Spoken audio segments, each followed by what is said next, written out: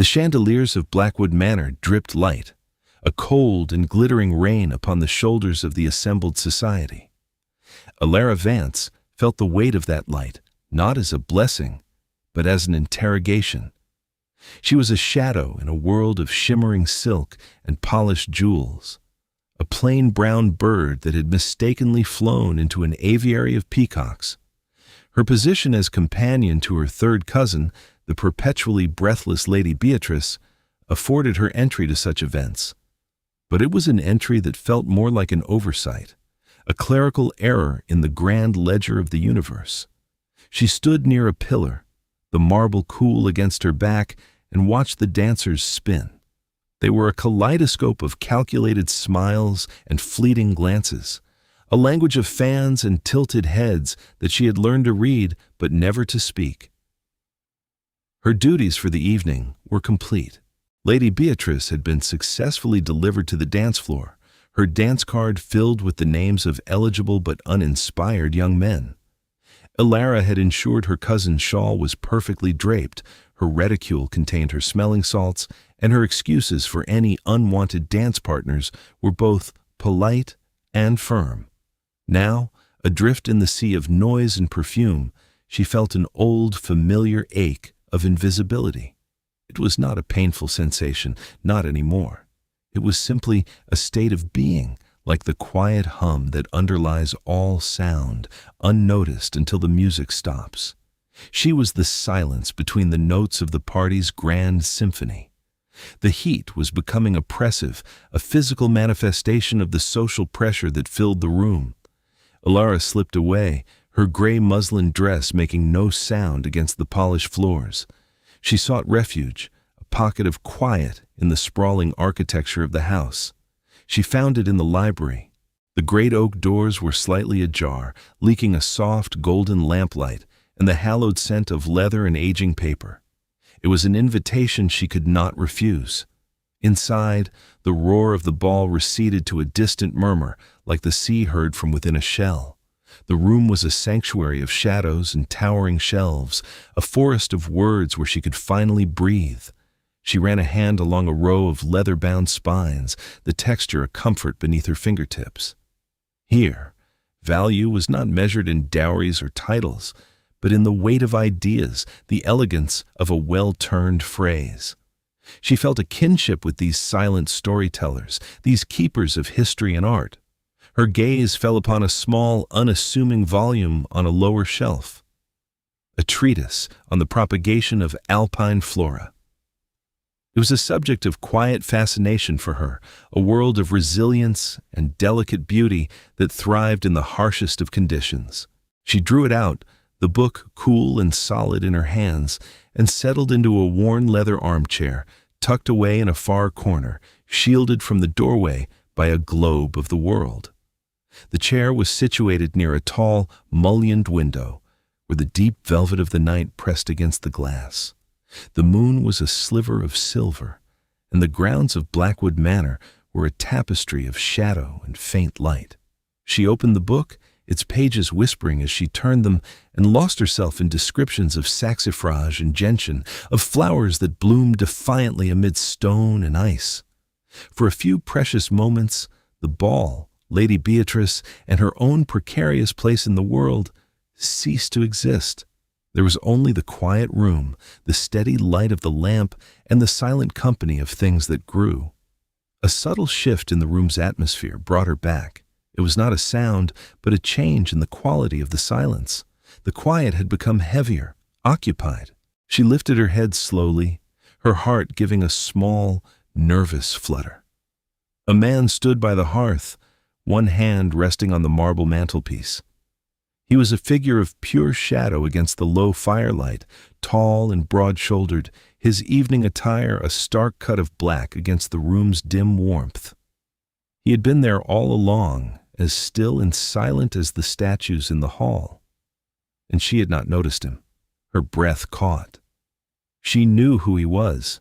Every unmarried woman in the room, and every mother of one, knew who he was.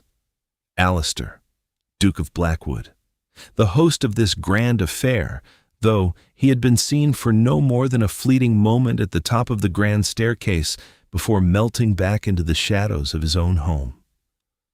He was a creature of rumor and melancholy, a man said to be encased in a grief so profound it had frozen his heart and stolen his words.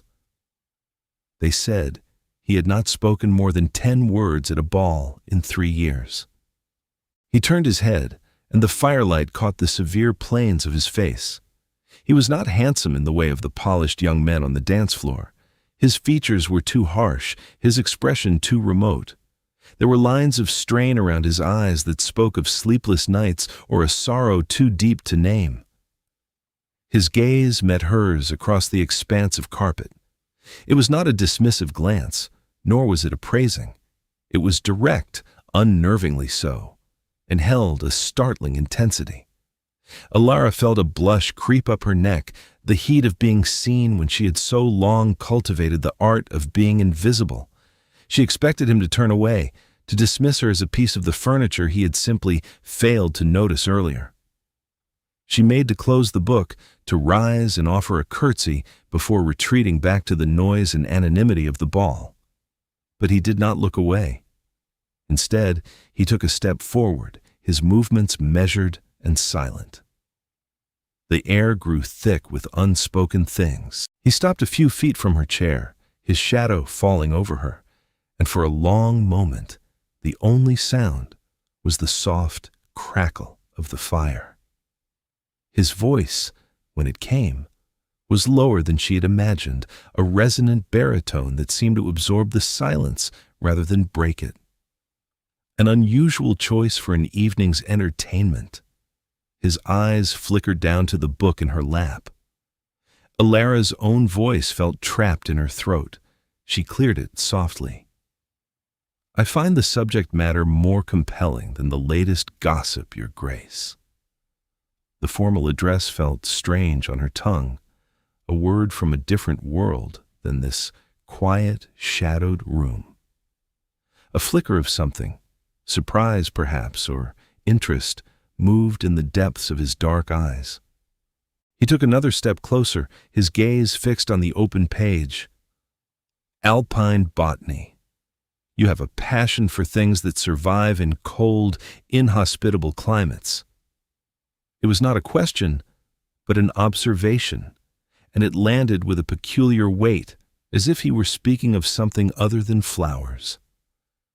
"I have a passion for things that are resilient," she corrected him gently, her confidence returning as she spoke of a subject she understood.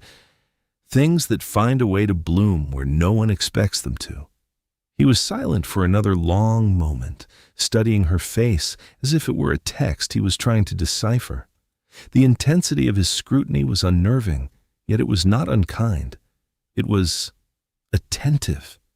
It was the look of a man who was truly seeing her, not as a companion or a poor relation, but as a person with thoughts of her own. He spoke 30 words to her that night, 30 words that unraveled the careful tapestry of rumor that surrounded him. He asked about the difference between gentian and primrose, about the soil composition of the high Alps, about the author of the treatise. He listened, truly listened to her answers, his head tilted slightly, his expression unreadable but for the focused stillness of his attention. When she finished speaking, a small, sad smile touched his lips, a fleeting expression that transformed his harsh features into something profoundly weary. "Resilience," he murmured, more to himself than to her. "A valuable quality." He then gave a slight, formal bow of his head and retreated as silently as he had appeared, melting back into the shadows of the house, leaving Alara with a racing heart, and the distinct feeling that the world had just tilted on its axis. The weeks that followed the Blackwood Ball were a return to the familiar rhythms of Alara's life. Days were spent mending Beatrice's lace, reading aloud from dreadful novels, and ensuring the household accounts, which her cousin perpetually neglected, remained in some semblance of order. Yet, something had irrevocably shifted within her. The memory of the Duke in the library was a smooth, cool stone she turned over and over in her mind. It was not the fantasy of a young woman dreaming of a Duke. It was the quiet puzzle of a man who was nothing like his reputation. The cold, silent specter of society gossip had been replaced by the image of an intelligent, observant man who spoke of resilience with a strange, personal melancholy. At the next social gathering, a musicale at the home of the Countess of Abernathy, Alara expected nothing. She resumed her usual place near the potted ferns, a fixed point of stillness in the swirling currents of the drawing room. Beatrice was holding court, her laughter a high, tinkling sound that grated on Alara's nerves. Alara focused on the music, a somber piece by a German composer, letting the melancholic chords wash over her. Then she felt it again, that subtle shift in the atmosphere, the weight of a focused gaze. She looked up, and he was there. The Duke of Blackwood stood across the room, leaning against the far wall, a glass of untouched wine in his hand. He was not looking at the musicians or the chattering guests. He was looking directly at her. A slow heat spread through her chest. He held her gaze for a long moment before giving a barely perceptible nod, an acknowledgement that was for her alone. Later, during a lull in the music, he moved through the crowd with an unnerving grace, the guests parting before him as if by instinct. He did not stop to speak to anyone until he reached her corner. He gestured with his glass toward the musicians. They play with technical skill, but no feeling. Another observation, delivered in that low, quiet voice. Perhaps they are afraid of the silence between the notes, Alara found herself replying, surprised at her own boldness. It is often more powerful than the music itself. His dark eyes seemed to search her face. You are not afraid of silence, are you, Miss Vance? No, Your Grace, she answered honestly. I find it has more to say than most conversations. This became their pattern. At balls, dinners, and garden parties, he would find her. He would seek her out in the quiet spaces she inevitably chose for herself. A secluded balcony, a forgotten corner of a garden, or, most often, the host's library. Their conversations were never about the weather or social chatter. They spoke of books, of history, of the migratory patterns of birds, of the quiet sadness of autumn. He would ask her opinion, a simple act that felt revolutionary. No one had ever asked for her opinion on anything more consequential than the choice of ribbon for Beatrice's hair. With him, she felt her mind unfurl, stretching out of the cramped confines of her daily life. She learned that his coldness was a shield, his silence a carefully constructed fortress around a grief he did not know how to share. One rainy afternoon, at a tedious reception, they found themselves in the host's conservatory. The air was warm and humid, smelling of damp earth and blooming jasmine. The rain drummed a soft, hypnotic rhythm on the glass roof, insulating them from the world outside. Droplets traced silver paths down the panes, blurring the formal gardens into a watercolor of green and gray.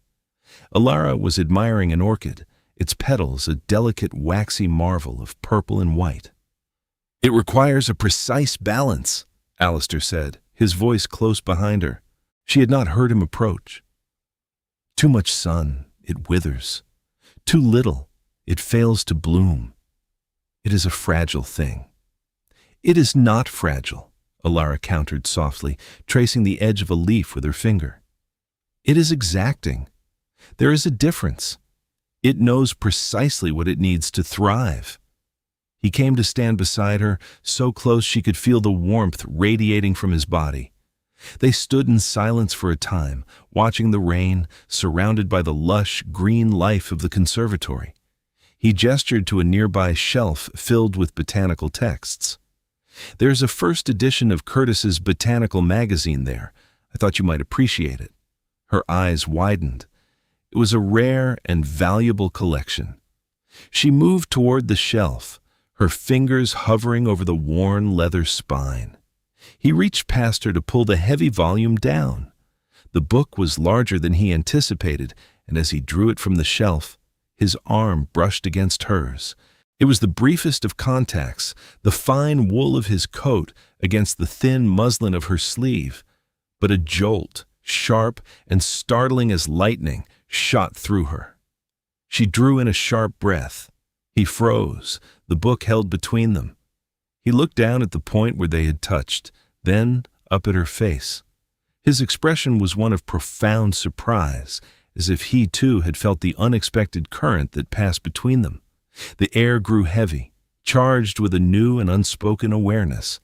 The sounds of the rain, the scent of jasmine, the muted chatter from the reception, it all faded away, leaving only the two of them in the warm, humid silence.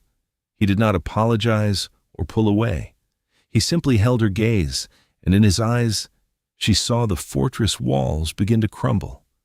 She saw not the feared Duke, but a man, a lonely, grieving man who had just been touched by something he had long thought lost to him. He slowly, deliberately, placed the heavy book into her hands. As he did so, his fingers brushed against hers. This time, the touch was not accidental. It was a soft, lingering pressure, a question and a statement all in one. Her own fingers trembled slightly as she took the weight of the book. The leather felt warm from his hands. He did not release his hold immediately, and for a breathless moment their hands were joined over the book, a silent, fragile bridge between their two solitary worlds. "Be careful with it," he said, his voice softer than she had ever heard it. "It is of great value." He finally let go, stepping back and creating a space between them that felt both vast and empty. Alara could not speak. She could only look down at the book, her heart hammering against her ribs, the ghost of his touch burning on her skin. The quiet understanding that grew between Alara and the Duke did not go unnoticed. Society was a creature of observation, its many eyes missing nothing. Whispers began to follow Alara like her own shadow. They were initially whispers of confusion, then of speculation, and finally of malice. The source of the most pointed of these whispers was a man Alara had come to dread. Lord Frederick Ashworth, the Duke's cousin. He was a man polished to a high sheen on the outside, all charming smiles and easy compliments. But Alara's observant nature saw the cold, dismissive flicker in his eyes when he looked at anyone he deemed beneath him, a category in which he was firmly placed. Lord Frederick had, for the past year, taken upon himself the management of his cousin's social affairs, a role he performed with an air of martyrdom that barely concealed his ambition. He saw the Duke's title and fortune as a resource to be managed, and a key part of that management was a suitable marriage, an alliance that would bring with it more wealth, more connections, more power for the family, and by extension, for himself. His chosen candidate was Lady Annabel Crestwood, a diamond of the first water with an astronomical dowry and the emotional depth of a teaspoon. The Duke's sudden and sustained interest in a penniless companion was not merely an anomaly. It was a direct threat to Lord Frederick's carefully laid plans. His antagonism began subtly. At a dinner party, as Alara reached for a bread roll, he would make a loud comment about the voracious appetites of country mice at a city feast, his eyes glinting with amusement as a blush stained her cheeks. He would find ways to interrupt her conversations with the Duke, arriving with an urgent question about estate matters or a fawning lord who simply had to pay his respects. He treated her with a cloying, condescending courtesy that was more insulting than any outright rudeness, calling her Beatrice's little shadow, or inquiring with false concern if the late nights were proving too much for her delicate constitution. Alara bore it all with quiet composure. She had been weathering the small cruelties of her social betters her entire life. Lord Frederick's were merely a more polished variant. She refused to give him the satisfaction of a reaction, her placid exterior revealing none of the turmoil he caused within her. But his campaign was escalating, growing bolder as the Duke's attention to Alara became more marked. The crisis came at the Duchess of Waverley's annual charity ball, the pinnacle of the social season. It was an event of breathtaking opulence, held in a ballroom so vast it seemed to contain its own weather system. Alara was wearing a dress she had painstakingly remade herself from one of Beatrice's cast-offs, a simple gown of pale lilac silk that had taken her weeks of secret late-night sewing. She felt fragile and exposed under the blaze of 1,000 candles, but when she saw Alistair enter the room and saw his eyes find her almost immediately across the glittering expanse, a quiet strength settled in her heart. He made his way to her side, his progress a silent disruption of the social order. He bowed, a formal, correct gesture that was somehow more intimate than any touch. "Miss Vance, I was hoping you would be here." He offered her his arm. "There is a collection of celestial maps in the East Gallery. I believe they would interest you." To be singled out so publicly, to be escorted from the ballroom by the Duke himself, it was a declaration. Alara could feel the heat of 100 pairs of eyes on her back as she laid her hand on his arm. The fine wool of his coat was solid and real beneath her fingers. She walked with him from the blaze of the ballroom into the quiet, cool hush of the gallery. For a half hour, they were in another world, a world of constellations and ancient cartography, their heads bent close together over the beautifully rendered maps of the heavens. In his company, she forgot she was the poor relation, the invisible companion. She was simply Alara, a woman with a mind, a woman who was seen. Their return to the ballroom was a return to reality. They had just stepped back through the archway when Lord Frederick intercepted them, his face a mask of pleasantry that did not reach his eyes. Beside him stood Lady Annabel Crestwood, looking regal and bored. "Alistair, there you are. We were all beginning to worry you had been spirited away," Frederick said, his voice carrying easily in the suddenly hushed atmosphere around them. His gaze slid over Alara, a slow, insolent appraisal that made her feel as though she were covered in dust. "And, Miss Vance," he continued, his smile widening, "how very enterprising of you. First botany, now astronomy. You seem determined to master all the sciences in your pursuit of a suitable position." The insult was exquisitely crafted, painting her intellectual curiosity as the desperate scheming of a social climber. A murmur went through the nearby guests.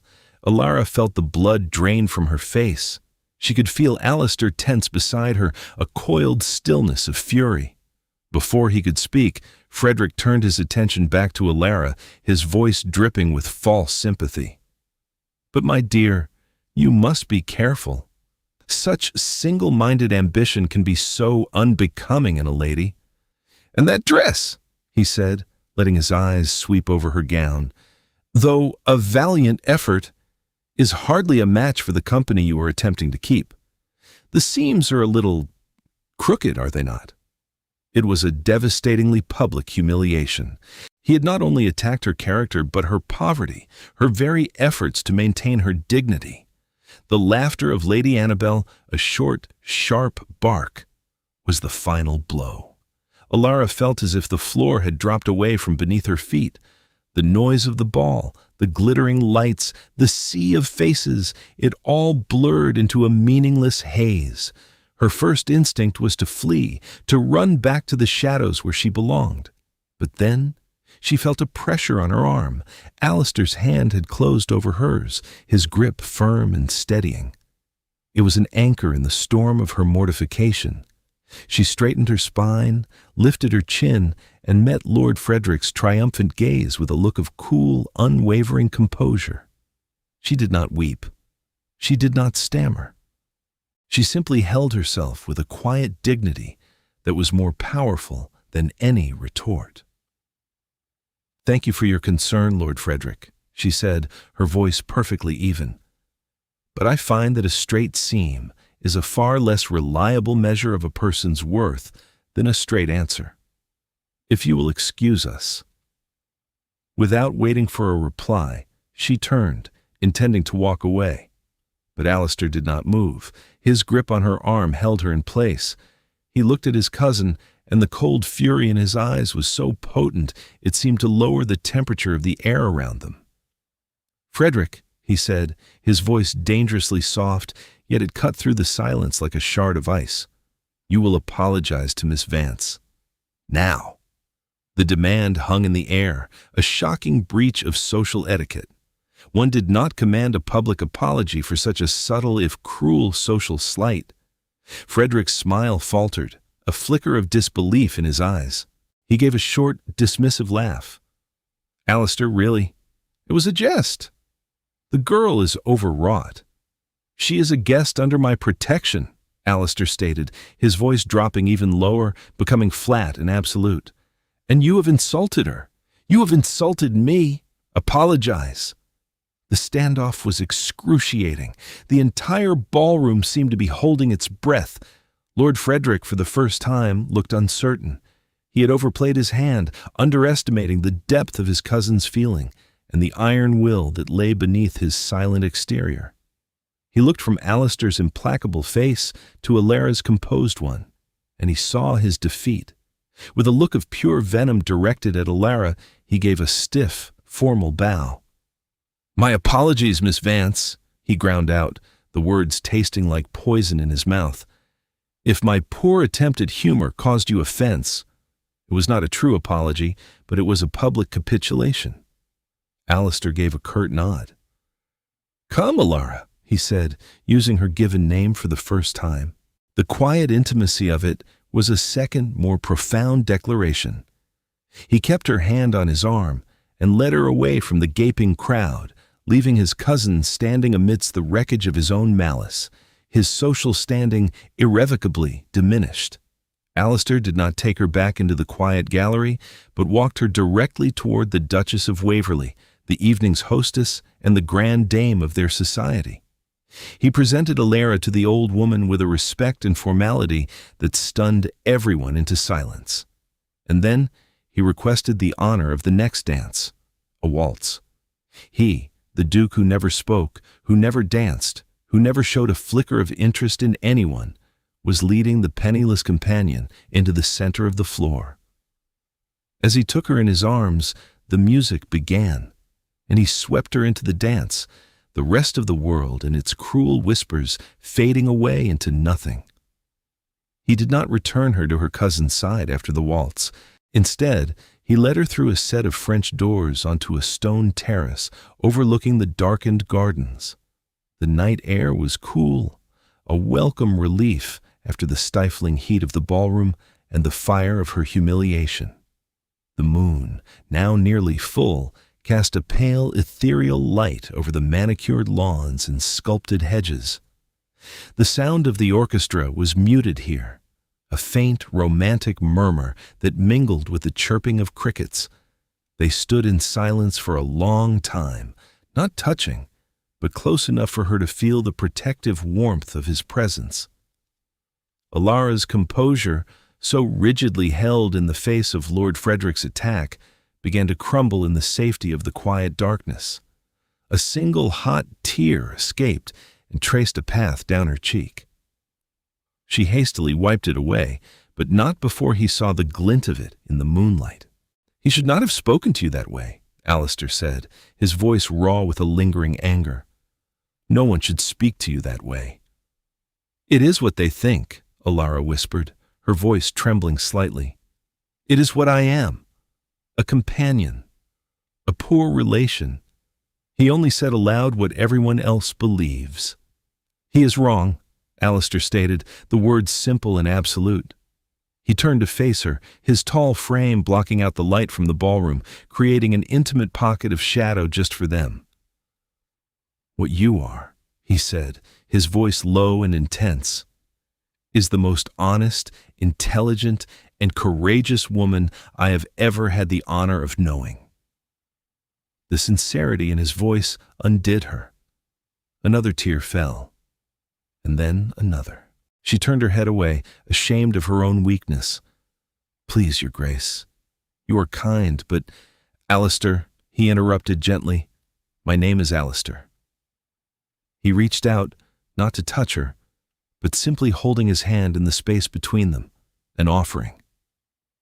I would be grateful if you would use it. She looked at his hand, then up into his eyes.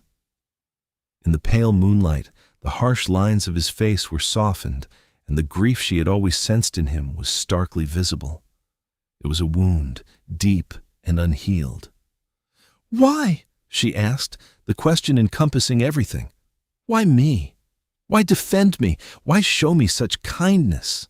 He let his hand fall to his side and looked out over the dark garden. Because you, Alara, are not afraid of silence. You understand it. You do not try to fill it with meaningless chatter. He paused, and when he spoke again, his voice was heavy with the weight of memory. For 5 years since my brother died, I have lived in a world of silence. It was my choice, a penance. The confession was so sudden, so raw, that it stole her breath. This was the heart of his sorrow, the source of the rumors, the reason for his exile from the world of light and laughter. He was younger than me, Alistair continued, his gaze fixed on some distant point in the darkness. Full of life. We were riding. There was an accident, a jump he was not ready for. I encouraged him. I told him he could do it. His voice broke on the last words. My pride, my foolish pride, it cost him his life. Alara felt a wave of profound compassion wash over her, so strong it erased her own lingering hurt. She saw him not as a duke, but as a man drowning in a grief he believed he deserved. After that, he went on, his voice regaining its strained composure, I found that I could not bear the sound of ordinary life. The laughter, the gossip, the endless, meaningless talk, it all felt like a betrayal of his memory. So I chose silence. And people, being what they are, filled that silence with their own stories. They called me cold, cruel, mad. It was easier than leaving me to my grief. He finally turned back to her, and his eyes were dark pools of sorrow. There was a woman before. Soon after. I mistook her pity for affection. She spoke of sharing my burden, of bringing light back into my life. I discovered she was merely speaking the words she thought I needed to hear while her lawyers drafted marriage settlements that would have given her control of half the estate. She saw a title, a fortune, and a broken man who would be easy to manage. The pieces of the puzzle clicked into place. His retreat from the world, his deep distrust of social artifice, his valuation of honesty above all else. It was all born of this double wound, a grief that had stolen his joy and a betrayal that had stolen his trust. Then I met you, he said, his voice softening. In the library. You were not looking at me. You were not trying to catch my eye. You were reading a book about flowers that grow on frozen mountainsides. You spoke of resilience. You did not offer pity or platitudes. You offered a reasoned argument. You met my silence not with fear or chatter, but with a quiet understanding of your own. He took a step closer, and this time, he did take her hand. His fingers were warm and strong around hers. In all these weeks, Alara, you have never once treated me as a duke. You have treated me as a person.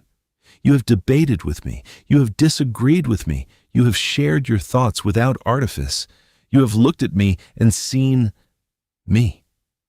Do you have any idea what a rare and priceless gift that is?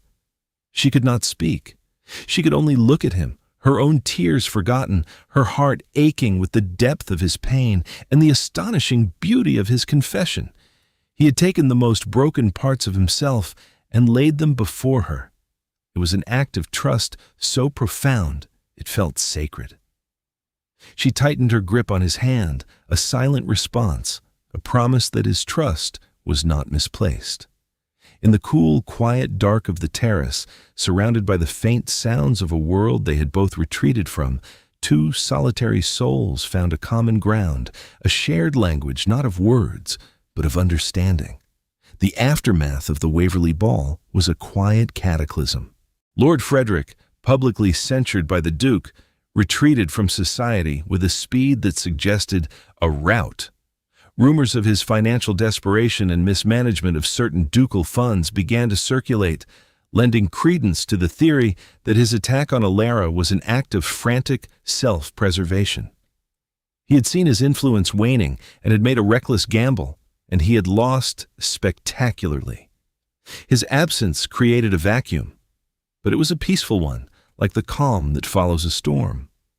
For Alara, life changed in subtle but significant ways. The whispers that followed her now were of a different sort, awed, curious, respectful. Lady Beatrice, who had been torn between horror at the scandal and delight at being at its epicenter, began to treat Alara with a newfound deference.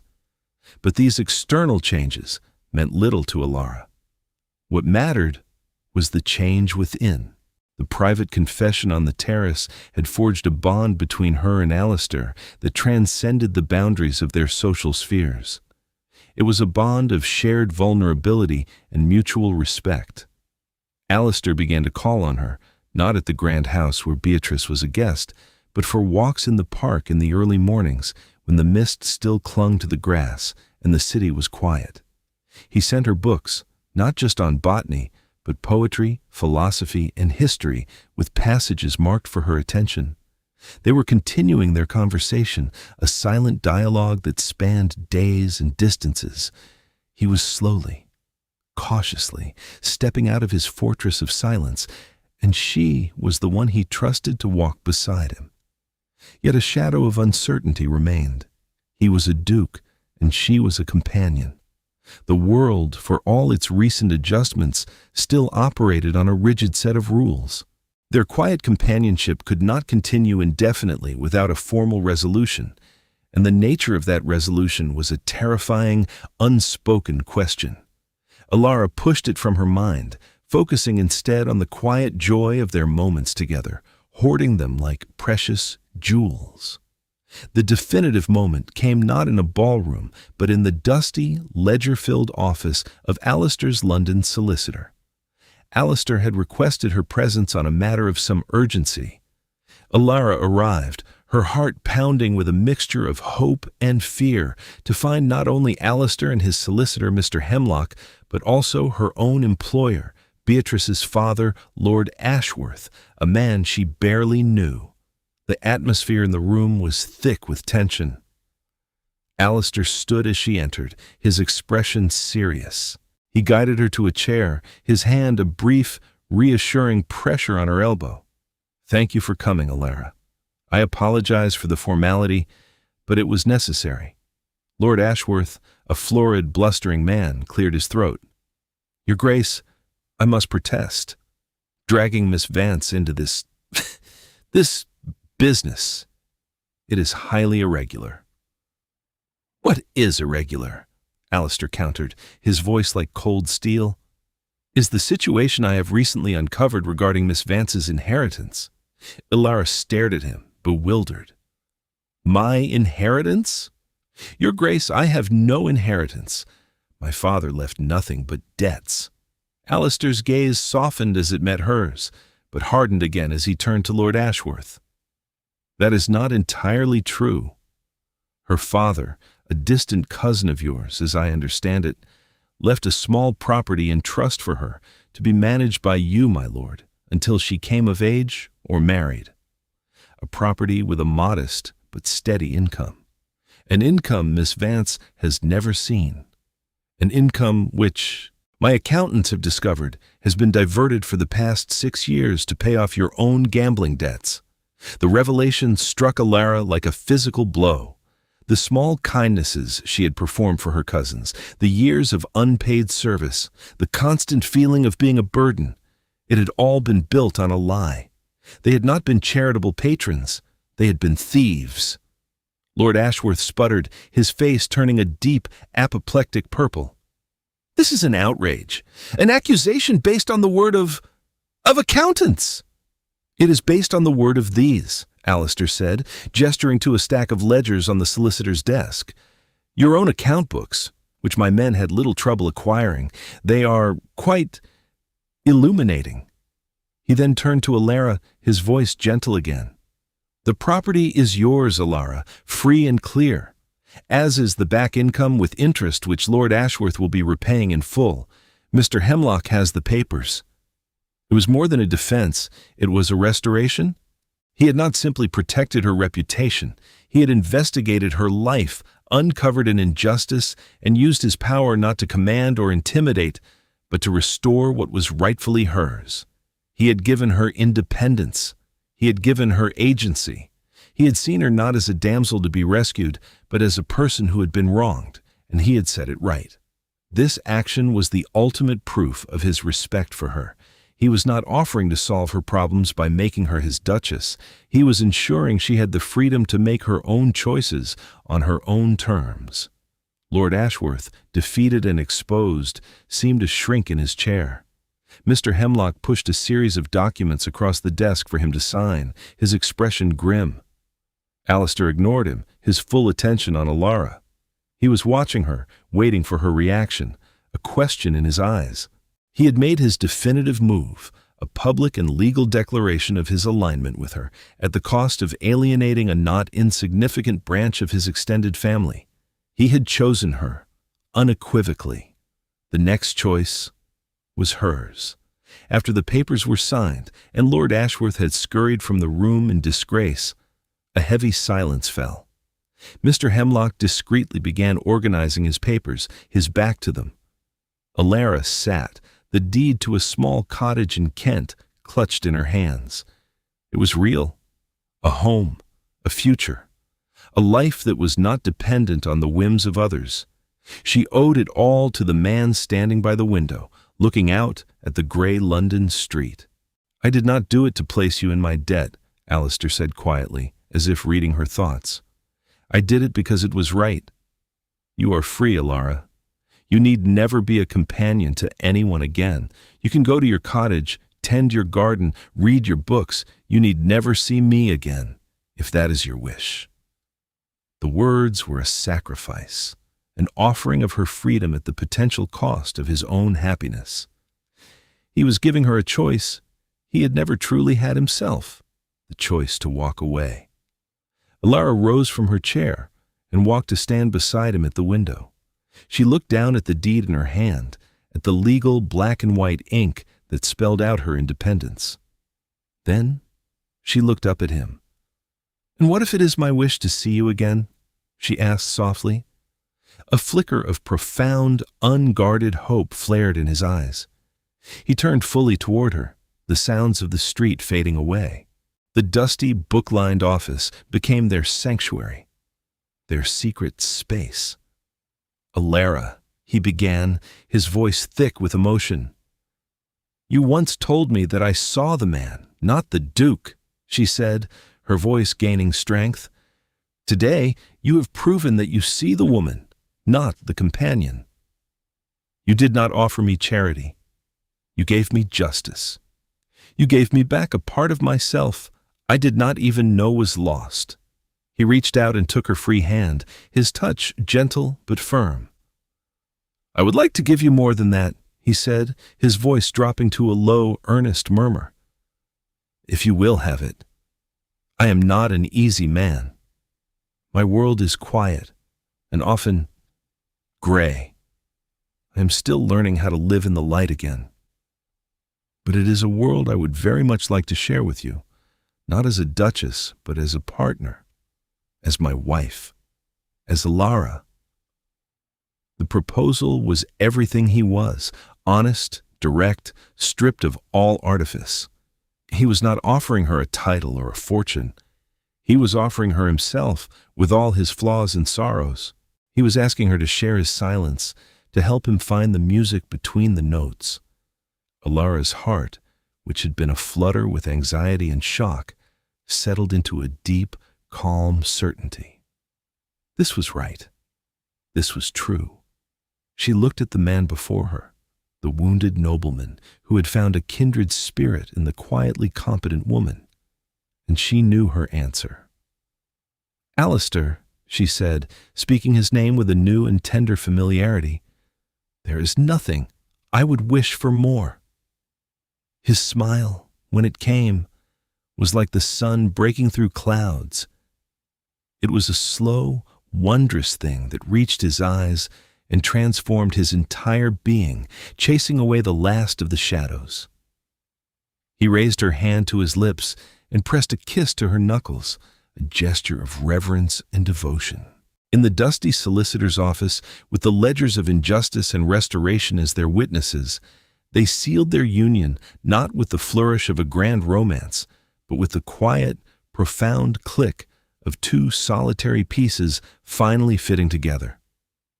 The antagonist was defeated, not by a duel at dawn, but by the meticulous work of an accountant and the unwavering integrity of a man who had learned, at last, to value character above all else.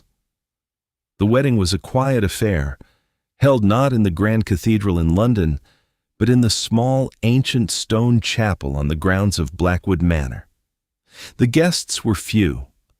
Alistair's aging grandmother, the Dowager Duchess, whose shrewd eyes twinkled with approval, Mr. Hemlock, the solicitor, looking uncharacteristically sentimental, and Mrs. Gable, the loyal housekeeper, who wept openly into a lace handkerchief. There were no crowds, no reporters, only the steadfast company of those who understood the true nature of the union taking place. Alara wore a simple dress of ivory cream silk, unadorned by lace or jewels, and in her hands she carried not a bouquet of hothouse roses, but a small hand-tied posy of alpine flowers, grown in a special rock garden Alistair had built for her behind the conservatory. They were small, vibrant blossoms of blue and white, a testament to resilience, a quiet symbol of their shared understanding. Months later, the rhythm of their life together had settled into a gentle, peaceful cadence. The great, echoing halls of Blackwood Manor, which had once felt so oppressive and melancholic, were now simply home. The silence was no longer heavy with grief, but filled with a comfortable companionship. It was the silence of two people reading in companionable proximity by the fire in the library, the silence of a shared glance across the dinner table, the silence of walking hand in hand through the sprawling gardens. One crisp autumn afternoon, they were in the library, the same room where they had first truly spoken.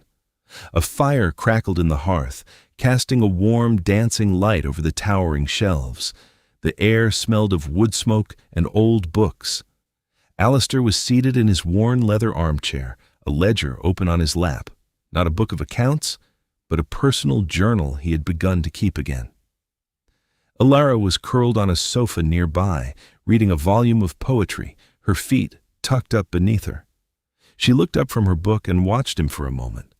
The lines of strain that had once been etched so deeply around his eyes had softened.